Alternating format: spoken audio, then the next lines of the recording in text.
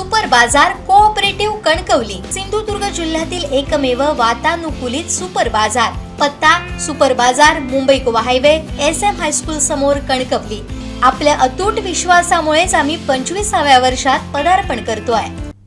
वैभववाडी तालुक्यातील भुईबावडा 10वी परीक्षा केंद्रावरील कॉपी प्रकरणात अखेर मोठी कारवाई करण्यात आली आहे। विद्यार्थ्यांचा पालक, पर्यवेक्षक शिक्षक आणि विद्यार्थ्याला पुरवणी लिहून देणाऱ्या अज्ञात व्यक्तीविरोधात वैभववाडी पोलीस ठाण्यात गुन्हा दाखल करण्यात आलाय। गट शिक्षणाधिकारी प्रजापती थोरात यांच्या फिर्यादीवरून ही कारवाई करण्यात आली असून पोलिसांनी तपासाला सुरुवात केली आहे।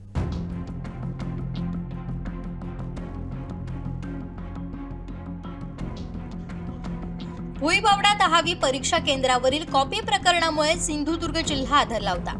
इथं एका विद्यार्थ्याला 9 पैकी 7 पुरवण्या बाहेरून लिहून दिल्याचा गंभीर प्रकार समोर आला होता। या प्रकरणाची दखल घेत कोकण विभागीय मंडळानं चौकशी समिती नियुक्त केली।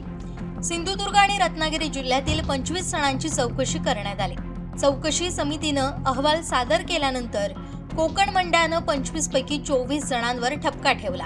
या प्रकरणातील प्रमुख जबाबदार म्हणून विद्यार्थ्यांचे पालक तथा उंबर्डे माध्यमिक विद्यालयाचे मुख्याध्यापक संजय राठोड, परीक्षा कालावधीतील पर्यायी पर्यवेक्षक शिक्षक संजय कुमार आडे आणि विद्यार्थ्याला पुरवणी लिहून देणाऱ्या अज्ञात व्यक्तीचा समावेश करण्यात आला। या तिघांविरोधात फौजदारी गुन्हा दाखल करण्याचे आदेश माध्यमिक शिक्षण विभागाने दिले होते, तर उर्वरित 21 जणांचे परीक्षा मानधन रोखण्यासह संबंधित संस्थांनी सेवा नियमानुसार कारवाई करावी अशा सूचना देण्यात आल्या होत्या। माध्यमिक शिक्षणाधिकारी संदेश किंजवडेकर यांच्या आदेशानंतर गट शिक्षणाधिकारी प्रजापती थोरात यांनी पोलिसात फिर्याद दाखल केली। आवश्यक कागदपत्रांची पूर्तता झाल्यानंतर अखेर मंगळवारी सायंकाळी तिघांविरोधात गुन्हा दाखल करण्यात आलाय।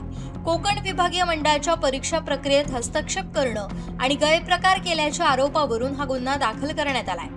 दरम्यान या प्रकरणाचा तपास पोलिसांकडून केला जाणार आहे। विद्यार्थ्याला पुरवणी लिहून देणारी ती व्यक्ती कोण होती, प्रश्नपत्रिका परीक्षा सुरू होण्यापूर्वी बाहेर आली होती का, तसेच या गैरप्रकारात आणखीन कोणाचा सहभाग आहे का याचा शोध पोलिसांकडून घेतला जाणार आहे। या प्रकरणाच्या सखोल तपासात आणखीन काही नवी नावं समोर येण्याची शक्यता व्यक्त केली जाते।